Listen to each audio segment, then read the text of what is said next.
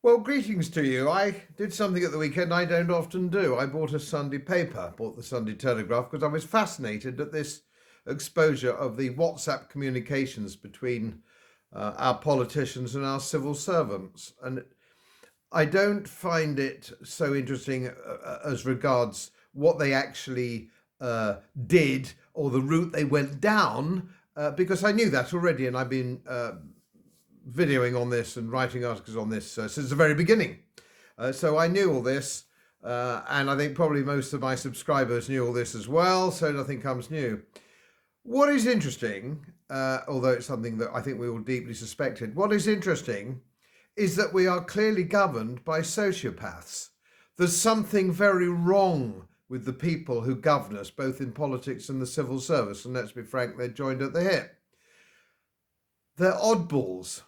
And if you line them up, you line up Hancock, Case, Simon Case, the cabinet secretary, Chris Whitty, Vallance, all the rest of them, and they sort of tell you one story, don't they? They all look like they're weirdos. Look like they were bullied at school, had a rough time at school, didn't play sport, had an excused boots ticket, note from matron. They look like the kind of chaps who was a very long time before they could find a girlfriend, if indeed they like girls at all. They all just seem weird. And what I think was fascinating was some of the terminology that they used. During lockdown, we weren't behaving.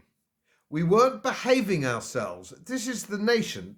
This isn't the village school. This is the nation. We weren't behaving ourselves, and we had to be made to behave ourselves. Quite extraordinary terminology, isn't it, when you think about it? And in order to make us behave ourselves, they decided that they would frighten the pants off us, and I use their own words. Let's frighten everybody. But of course, the baby went out with the bathwater. They frightened everybody to the extent that people were terrified. There were suicides. There were children deeply upset. And all the things that are now coming out of the woodwork. And of course, the economy suffered through lockdown as well. Now, the fascinating thing is, A, that they didn't see the implications of this. They didn't see the implications of this. And that having seen the implications, there's no form of apology. The mark of the sociopath. They're really not bothered. They're cross that it all went wrong, but they don't see themselves culpable in any way. There's something deeply wrong with the way we're governed at the moment. The way we're governed by politicians who aren't right, who are divorced from reality. Civil servants who at university made a decision that they didn't want to go into the vulgar word of commerce. And so they don't know anything about commerce. They don't know anything about small business, medium-sized businesses. In fact, they live in a sort of a little bubble of index-linked protection. During the lockdown, of course, they were all at home on full pay. Their pensions are index-linked. They are not of our world. They don't belong to the sort of world that most of us live in. And this is how these things come about. And it's quite clear, without the apologies, without the explanations, we're going to have the same again.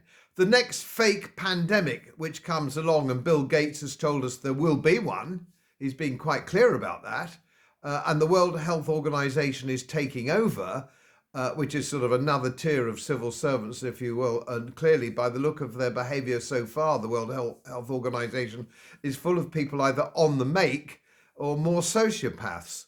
And Parliament is even more sidelined than it ever was. So when all this happens again, and it obviously will because they've told us it will, we're going to just have more of the same, perhaps in some mutated form. Until we get rid of these people, until we sweep these people away, nothing's going to get better. We have 6 million civil servants. And I've said it before, what the hell do they all do? These freaky people and politicians who clearly don't represent us. And you've only got to look into the face of people like Hancock and the dead eyes of Chris Whitty to see that they're not like anybody we even know. In fact, they could come from another planet. I don't know what we're going to do about it.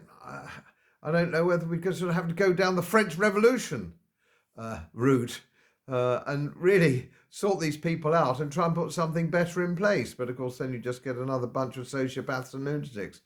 Anyway, there we are. That's my 3 halfpence worth. As most of you know, my work is very heavily independently research based. And I get my information from all over the world. It would help if you press the subscribe button and the little bell next to it, because the more subscribers I have, the more likely it is that international independent research institutes will share their material with me. It's most helpful, and then of course I automatically share it with you. So, surprise, won't cost you anything. Thank you very much.